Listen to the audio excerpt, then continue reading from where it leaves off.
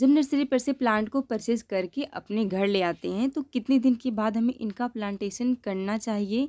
Plantation करते समय हमें किन-किन बातों का ध्यान रखना होता है और कैसी सॉइल तैयार करनी होती है जिससे हमारे प्लांट हेल्दी ग्रो करें? ये सारी जानकारी आज हम इस वीडियो में लेंगे, तो आप वीडियो को पूरा देखिएगा तभी आपको सही जानकारी मिल पाएगी। और यह भी जानेंगे हम इंडोर के लिए किस तरीके की सॉइल तैयार करते हैं या फिर हैंगिंग बास्केट के लिए हमें कैसे सॉइल तैयार करनी चाहिए जिससे हमारे प्लांट अच्छे से ग्रो करें। ये सभी जानकारी इसमें पूरी सही तरीके से दी जाएगी। आप वीडियो को पूरा देखकर जाइएगा तभी आपको पूरा सही जानकारी मिल पाएगी। जब भी आप नर्सरी पर से प्लांट खरीद के ले आएँ, उसको एक जगह पर रख दें अपने गार्डन में जहाँ पर हल्की सी सनलाइट पहुँचे। बस आप उसमें जब पानी कम हो तो पानी देते रहिए। अब यहाँ पर आप देख रहे हैं कि जब हम प्लांट को लाएँ उनको हम रख दिए करीब 10 से 15 दिन के लिए। 10 से 15 दिन जब बीत जाए, आपके गार्डन में प्लांट एडजस्ट हो जाए, तभी आप उनका प्लांटेशन करें। 15 दिन बीत गया है, अब इतने सारे प्लांट को हम इकट्ठा कर ले रहे हैं जो नर्सरी पर से हम परचेज करके अपने घर ले आए थे। इनको गार्डन में हम एक ऐसी जगह रखें जहाँ पर हल्की सी सनलाइट पहुँचती है।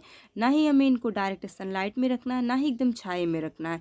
नर्सरी पर प्लांट ऐसे रखे होते हैं कि वहाँ पर ग्रीन हाउस लगा रहता है और बहुत सारे प्लांट के पास रखे रहते हैं, तो उनका जो इन्वायरमेंट होता है अलग हो जाता है। अगर हम अपने घर पर लाके इनको अलग-थलग रख देते हैं तो ऐसे में कई प्लांट को शॉक लगता है, वो सूख सकते हैं। तो हमें इस बात का ध्यान रखना होता है। और यहाँ पर जितने सारे में प्लांटेशन करने हैं इनको हम इकट्ठा कर लिए हैं। और ये जो हमारा स्नेक प्लांट है इनको हमें करना है रिपॉट, इसको भी हम इकट्ठा कर लिए हैं। जब हमें प्लांटेशन करना होता है तो जो सबसे ज़रूरी चीज़ होती है वो होती है सॉइल। सॉइल हमें कैसे तैयार करनी होती है, तो इंडोर प्लांट के लिए हम सॉइल कुछ इस तरीके से तैयार करते हैं। जैसे नॉर्मल गार्डन सॉइल लिए, काऊ डंग कंपोस्ट, अगर आपके पास काऊ डंग कंपोस्ट नहीं है तो आप वर्मी कंपोस्ट का प्रयोग कर सकते हैं। और फिर लेंगे कोकोपीट। तीनों को हम बराबर मात्रा में यहाँ पर प्रयोग कर रहे हैं। तो इंडोर प्लांट के लिए मैं सॉइल ऐसे ही तैयार करती हूँ, तीनों चीज़ को बराबर मात्रा में लेके इन्हें अच्छी तरीके से मिक्स करना होता है। बात करें गार्डन सॉइल की, गार्डन सॉइल में हल्की नमी रहे तो काफ़ी अच्छा रहता है। वैसे बिल्कुल एकदम सूखे तो भी आप कर सकते हैं, लेकिन क्या होता है इनको मिलाने में काफ़ी आसानी होती है और जब हम पानी डालते हैं तो पानी बिल्कुल नीचे चला जाता है। नहीं तो जब सॉइल एकदम सूखी रहती है तो उसमें एक लेयर पानी का बन जाता है। तो हल्की सी नमी बनाए रखेंगे, तीनों चीज़ों को अच्छी तरीके से मिक्स कर लीजिए। अब यहाँ पर हम शुरू करते हैं प्लांटेशन करना।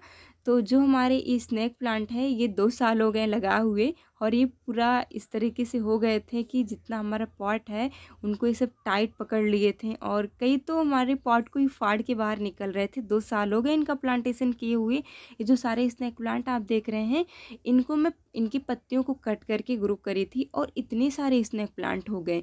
अगर आप 1-2 स्नेक प्लांट की पत्तियां लेकर आते हैं, उनकी कटिंग लगाते हैं, 2 से 3 साल में आपके गार्डन में भी इस तरीके का स्नेक प्लांट हो जाएगा।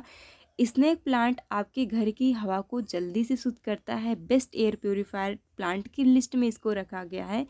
इसको सेंसोवेरिया के नाम से जानते हैं, मदर टंग और भी कई नाम से इस प्लांट को जाना जाता है। इसकी कई सारी वैरायटी भी आती है।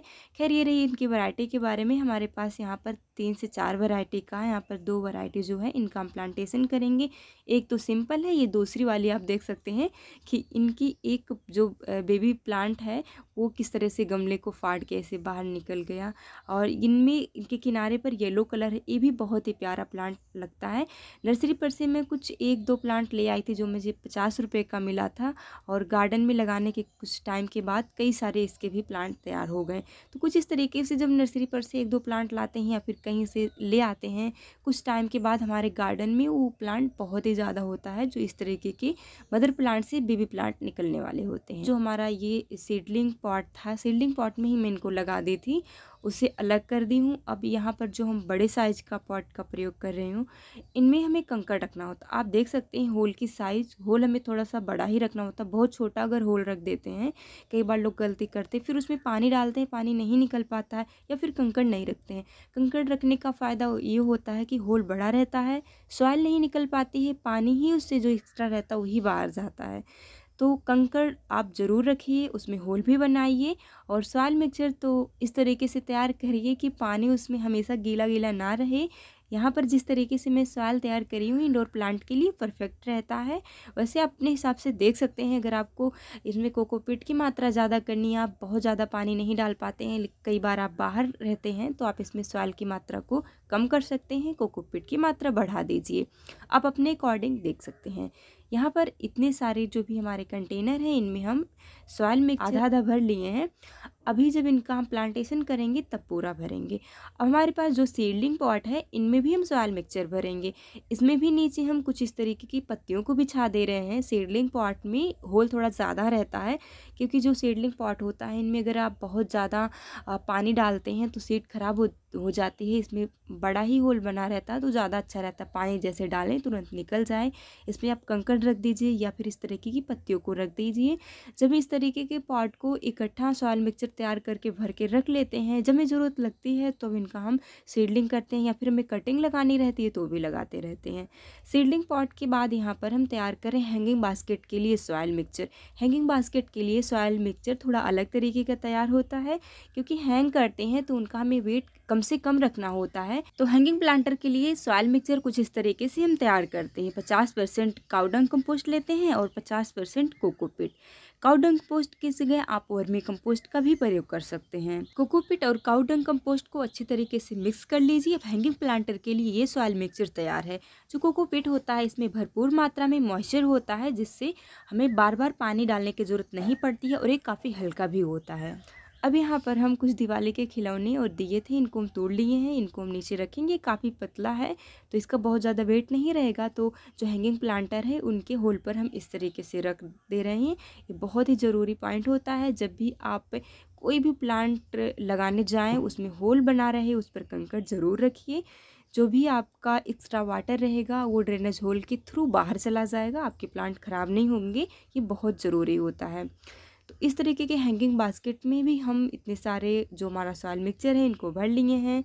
और ये सीडलिंग पॉट है, इनमें सॉइल मिक्सचर हम तैयार कर लिए हैं। सॉइल मिक्सचर जो हम इंडोर प्लांट के लिए तैयार किए हैं वही सीडलिंग पॉट में भी हम भरे हुए हैं। अब हमारा इतना सारा पॉट जो है सॉइल मिक्सचर भर के तैयार है। अब हमें प्लांटेशन करना है। मैं इकट्ठा सारे प्लांट को इस तरह से जब प्लांटेशन करती हूँ तो काफ़ी अच्छा लगता है और हमें कम टाइम लगता है प्लांटेशन करने के लिए, क्योंकि हमेशा इस तरह से टाइम निकालना थोड़ा मुश्किल हो जाता है। तो इकट्ठा हम ढेर सारे प्लांट का प्लांटेशन कर देते हैं। लंबे समय तक हमारे प्लांट की ग्रोथ होती रहती है। अब हमें इनका प्लांटेशन करना है तो सबसे पहले कि जो हमारे स्नेक प्लांट है आपस में एकदम जकड़ लिए थे, इनको हम अलग अलग कर देंगे। तो ये थोड़ा मुश्किल का काम है, क्योंकि जब काफ़ी टाइम तक हम स्नेक प्लांट को रिपॉट नहीं करते हैं तो आपस में इनकी रूट इतना बेंड हो जाती है कि इनको छुड़ाने में थोड़ा सा टाइम लगता है। थोड़ा ये हार्ड वर्क भी हो जाता है। खैर कोई बात नहीं, एक बार जब हम इनको लगा देंगे तो 2 साल से 3 साल तक किसी तरीके से चलता रहेगा। जब इनकी और ग्रोथ हो जाएगी तब इनको हम अलग करेंगे। तो कुछ 1-2 प्लांट मैं नर्सरी से ले आई थी। अभी हमारा एक ही पॉट का स्नेक प्लांट निकला हुआ है। एक और पॉट है उसको मैं बाद में करूँगी अलग तरीके से। तो इतने सारे स्नेक प्लांट इकट्ठा हो गए। इनमें जो छोटे वाले बेबी प्लांट निकल रहे हैं उनको हम अलग करेंगे, छोटे पॉट में लगाऊंगी। बाकी के जो बड़े वाले स्नेक प्लांट निकल रहे हैं जिनकी हाइट ज़्यादा है उनको मैं बड़े गमले में लगाऊंगी। तो कुछ इस तरीके से पहले हमें इनकी रूट को निकालना होता है, फिर इनको हम अलग कर लेते हैं जिससे ये आसानी से निकल जाएँ और ये डैमेज ना हो। तो आप देख रहे हैं कुछ इस तरीके से हम इकट्ठा कर लिए हैं बड़े साइज़ के स्नेक प्लांट को। अब हमें इनका प्लांटेशन करना है, तो यहाँ पर हम बड़े साइज़ के गमले में इनका प्लांटेशन कर रहे हैं, जिससे स्नेक प्लांट को बढ़ने का स्पेस मिल सके। बिल्कुल सेंटर में हम स्नेक प्लांट को रख रहे हैं। किनारे किनारे जगह खाली है। ये जो जगह है 2 से 3 साल में पूरा भर जाएगी। जैसे मैं पिछली बार स्नेक प्लांट को सीडलिंग पॉट में लगाई थी और 2 साल बीते बीते पूरा सीडलिंग पॉट भर गया, उसी तरीके से ये जो बड़े पॉट हैं 2 से 3 साल लगेगा इनको पूरा भरने में। तो इनको भरने का स्पेस चाहिए होता है। आप ऐसे पॉट में लगाएं जिनमें खाली जगह है, जिससे बहुत सारे बेबी प्लांट निकल सकें। स्नेक प्लांट का प्लांटेशन करने के बाद अब हम हैंगिंग प्लांटर में प्लांटेशन प्लांटेशन करेंगे। तो सबसे पहले यहाँ पर हैंगिंग प्लांटर में हम लगा रहे हैं स्पाइडर प्लांट को। ये काफ़ी स्टाइलिश प्लांट है, इसमें से छोटे छोटे पप्स निकलते हैं जो नीचे की तरफ लटकते हैं, देखने में बहुत ही अच्छा लगता है। स्पाइडर प्लांट की एक अलग वैरायटी हमारे पास कई तरह का स्पाइडर प्लांट की वैरायटी है। तो नर्सरी पर से मैं ये वाली वैरायटी लाई, देखने में बहुत ही प्यारा लग रहा था। इनकी जो पत्तियां हैं चौड़ी हैं, किनारे पर वाइट कलर बना हुआ है। तो इसी तरीके से और भी एक ड्रॉप वैरायटी है। स्पाइडर प्लांट की कई सारी वैरायटी आती है जो देखने में बहुत ही अच्छी लगती है। हैंगिंग प्लांटर में बहुत ही अच्छे से ये ग्रो करता है। तो यहाँ पर दूसरी वैरायटी का भी हम प्लांटेशन कर दे रहे हैं।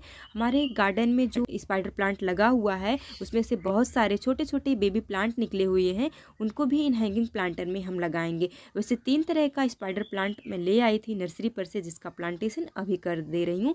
इसमें से पप्स भी निकलते हैं और इसमें और इनके ऐसे डंठल निकलती है, नीचे लटकती है। उसमें से 2 तरीके से स्पाइडर प्लांट में पप्स निकलते हैं। तो दोनों तरीके से आप एक प्लांट से कई सारे प्लांट को लगाकर प्रोपोगेट कर सकते हैं। अब यहाँ पर एक बहुत छोटा सा स्पाइडर प्लांट है, इनमें येलो कलर का पैटर्न बना हुआ है, ये भी बहुत ही प्यारा है। तो कुछ इस तरीके से हम स्पाइडर प्लांट, फॉक्सटेल फर्न और ये है हमारे पास टर्टल वाइन, तो जो भी हैंगिंग प्लांटर हैं इनको हम प्लांटेशन करते जा रहे हैं कुछ इस तरीके से। हमारे पास कुछ सेकुलेंट प्लांट है, ये हैंगिंग में लगाने के लिए काफ़ी अच्छा होता है, नीचे की तरफ लटकता है, इसकी ग्रोथ बहुत ही अच्छी होती है। इसे आप कटिंग से लगा सकते हैं। इसका एग्जैक्ट नाम नहीं पता है, अगर आपको पता है तो आप हमें कमेंट करके बता सकते हैं। दूसरा जो प्लांट है ये है टर्टल वाइन, इसको कटिंग से ग्रो करना बहुत आसान होता है। इसकी कटिंग को आप लगा दीजिए, 10 से 15 दिन में इसकी कटिंग लग जाती है और नीचे की तरफ ये जब लटकता है तो काफ़ी अच्छा लगता है। ये हमारे पास है जिब्रीना, इसे जू प्लांट के नाम से भी जानते हैं। इसकी भी कटिंग बहुत आसानी से लग जाती है, हैंगिंग प्लांटर में बहुत अच्छे से ग्रो करता है। ये नीचे की तरफ लटक के काफ़ी हैवी हो जाता है। कुछ हमारे प्लांट रह गए थे जो यहाँ पर इंडोर के लिए, इनका भी हम प्लांटेशन कर दे रहे हैं। सॉन्ग ऑफ इंडिया है, ये बहुत अच्छे से ग्रो करता है। साथ ही साथ हमारे पास ये केना लिली वेरीगेटेड है, इनकी पत्तियां वेरीगेटेड होती हैं, देखने में बहुत ही प्यारा लगता है। हैंगिंग प्लांटर में हम लगा रहे हैं इंग्लिश आइवी को, इसको भी कटिंग से लगाया जाता है, कटिंग से आसानी से ग्रो हो जाता है। इसके आप कुछ वाइन को लगा देते हैं, कुछ टाइम में इनकी वाइन काफ़ी बढ़ जाती है। यहाँ पर हमारे पास है फॉक्सटेल फर्न, हैंगिंग बास्केट में ये भी बहुत अच्छे से ग्रो करता है, लेकिन हैंगिंग प्लांटर इसके लिए छोटे पड़ रहे थे तो इनको हम इस तरह से सीडलिंग पॉट में लगा दिए हैं। कुछ टाइम के बाद इनको हम हैंगिंग प्लांट में लगा देंगे। अब जितने सारे कटिंग लगाए हुए हैं हम हैंगिंग प्लांट की, तो कटिंग क्या होती है कुछ टाइम के बाद मुरझाने लगती है। प्लांटेशन करने में ज़्यादा टाइम लगता है, तो आप बीच में इनको पानी डाल दीजिए ताकि कटिंग मुरझाए ना। तो कुछ इस तरीके से हम पानी डालने के बाद फिर से जो हमें प्लांट का प्लांटेशन करना है, प्लांटेशन कर रहे हैं और पानी बीच बीच में इस तरह से हम देते रहते हैं। जिनकी कटिंग को हम लगा देते हैं, जिनका हम प्लांटेशन कर दिए हैं, जो भी हमारे प्लांट अब बच गए हैं उनका भी हम प्लांटेशन करके तुम्हारा प्लांटेशन का काम पूरा हो गया। अब जितने सारे प्लांट हमें जहाँ पे रखने हैं 2 से 3 दिन के बाद ही इनको हम रखेंगे। जब एक बार जितने सारे प्लांट की रूट है सॉइल तक पहुँच जाएगी, सॉइल में पकड़ना शुरू हो जाएगी, ग्रोथ शुरू हो जाएगी, 2 से 3 दिन में जहाँ पर इन सारे प्लांट को रखना रहेगा वहाँ पर हम शिफ्ट कर देंगे। अभी जो हमारे हैंगिंग प्लांटर हैं इनमें हैंगर कुछ इस तरीके से लगा के इन सारे हैंगिंग प्लांटर को हम हैंग कर दिए हैं। आप यहाँ पर देख सकते हैं कि गार्डन में कितना अच्छा लग रहा है हैंगिंग प्लांट और प्लांटर। तो इस तरीके से आप भी अपने गार्डन में प्लांट का प्लांटेशन कर सकते हैं, प्लांट की कटिंग लगा सकते हैं। अगर आपको इस तरह की वीडियो अच्छी लगती है तो इस चैनल को सब्सक्राइब कर लीजिए। इस चैनल पर इसी तरह की गार्डनिंग से संबंधित वीडियो आती रहती है। इस वीडियो को अन्य ग्रुप में शेयर करें ताकि इस तरह की जानकारी और लोगों तक पहुंच सके। आपको ये वीडियो अच्छी लगी तो इस वीडियो को लाइक कर दीजिए। प्लांटेशन से संबंधित कोई जानकारी रह गई है या फिर कोई भी आपका क्वेश्चन है तो आप हमें कमेंट बॉक्स में पूछ सकते हैं। वीडियो को पूरा देखने के लिए आपका बहुत बहुत धन्यवाद।